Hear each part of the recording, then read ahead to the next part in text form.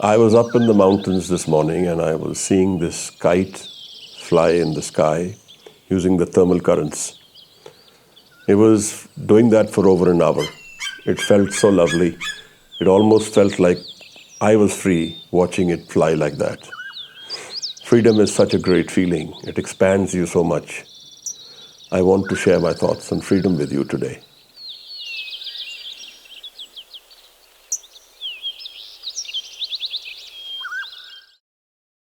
We all seek freedom, and freedom is an essential aspect linked to our happiness, linked to our sense of being. And freedom is something which is the foundation, literally, of a modern life as well. Now, if we define freedom, the definition in the dictionary relates it to prison. Whoever is not imprisoned is free. It means very different things in different planes. But if you look at it really, the moment we start defining freedom on the basis of he who is not in prison, that means prison and freedom are related. They will go together. If I say I'm free today, I'm freer today than I was yesterday, that means I was more trapped yesterday than I am today. So freedom and entrapment in the physical plane will go together. That's what brings me to my thought on the different planes of life. The physical plane, where we deal with life in the physical, where the mental comes with it, the emotional, and then the spiritual. Now, this paradigm itself says that freedom in the physical sense is not absolute. It will come with certain boundaries, it will come with certain limitations, it will come with certain bindings to it, and which we all know. Those are all true. Laws, what we have to abide by, the risks we take, and the other things which we cannot do. Those are all bindings on freedom. Whatever the reason, freedom is not absolute in the physical sense. And that is true even for the emotional and the mental planes. So in essence, the true freedom, which I really want to talk about today, is in the spiritual realm. The planes of freedom may be telling us something, but the spiritual plane tells us sada. It's a lovely word. It's a simple word, literally meaning forever. Freedom which is forever. That which we carry with us, and we will not lose if we ever get it. I am reminded of this poem by Faiz Ahmed Faiz. Kafas udas se yaro, sabah se kuch to kaho, kahin to bahar khuda aaj zikr yaar chale. The cage is feeling entrapped. Send the message to the wind that it frees me. Somewhere, let the conversation of my beloved start. Kahin to bahar khuda aaj zikr yaar chale. Somebody talks of my beloved. Somebody talks of the Creator. So without that, we are all sad. This is what I derive from this poem. The real realm of perfection, the real realm of spirituality, our peace, love, and our freedom. What's the road to this freedom which I'm talking about? How do I go about it? Very simple tips, some of them more intense and some of them less. But if we listen to life, it will teach us about freedom. It's the beginning of trying to understand life. The Sufis call it the sound of silence. It's a realm beyond our mind, where the silence speaks to us and brings the message of joy and freedom. If we give without a face, then we have walked towards the freedom. If we embrace love, and then we don't go towards hatred, it will give us our freedom. If we walk into life knowing that we don't want to build the me, but give it up, then we will find the freedom. Dominary is the root word of dominate. If we dominate others in life, then we will not find our freedom. In life, if we build consensus, if we take others along with us, that is what will lead us to our freedom. Because when we are dominating another, we are actually trapping ourselves. So dominating others is not the right way to go ever. When we try and subjugate others, or if we get subjugated ourselves, either way, we lose the freedom we have. And we lose that option of flying into the realm of beauty and the realm of Anand, in the realm of freedom in life. If we really look at it from this way, then death is only a blip in our movement in life.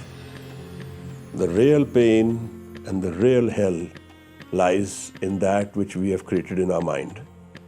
We live that every day. We live that situation every day in our life. So that's what we need to be careful. We don't create a hell within ourselves. And the moment we dominate others, try and subjugate others, we hate others, or we try and force our will on others, then we are creating our own hell. What we are doing outside is also wrong, but what we are doing within us is what we will live for and live with forever. So I'm reminded of Ghalib in one of his sayings. He says, "Kyun na firdaus mein dojak ko mila le yaar, sair karne ko thodi si jagah aur hi sahi."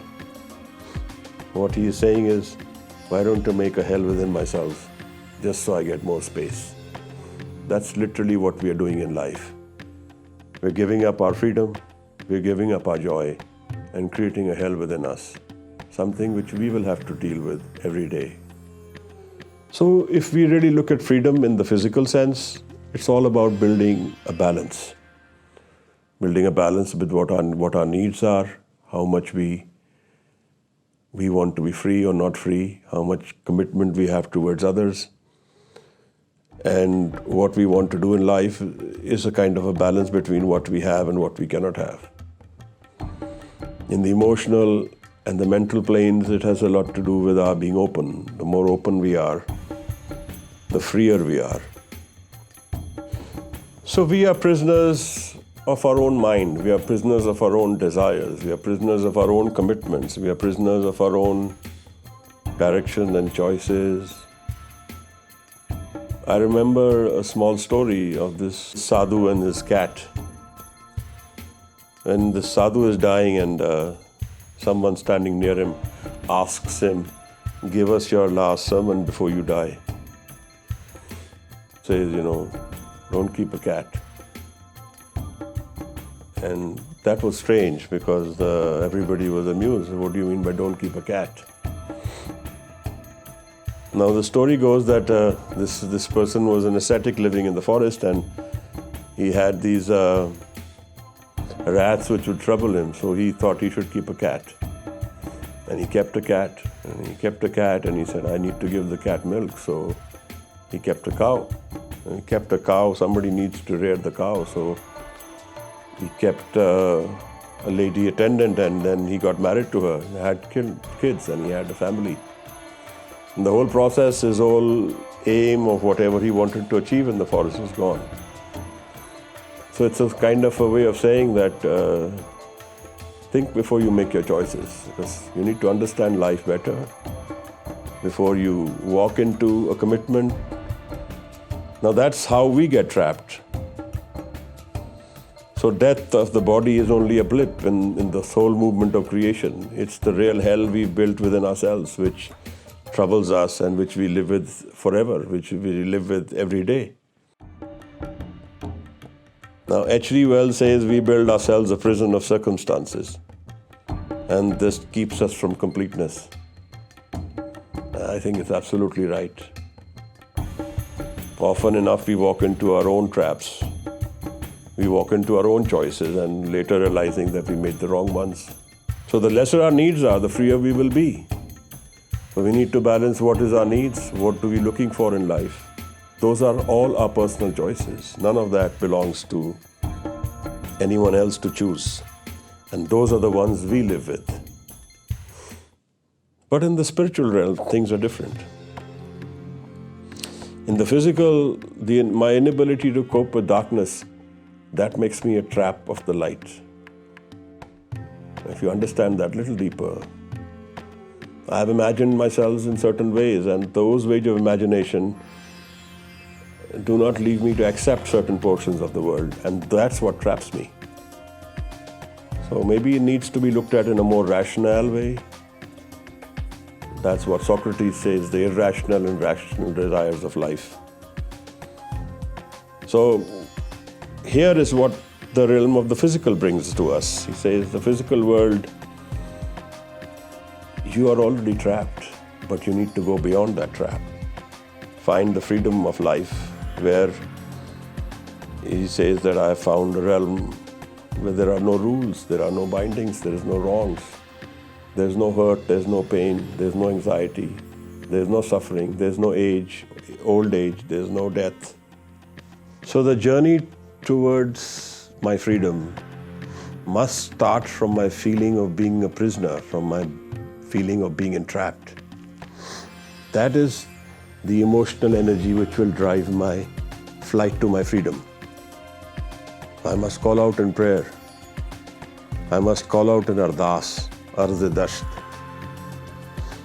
Hawal maloom dardang pak Allah, bago Nanak ardas pesh darvesh banda.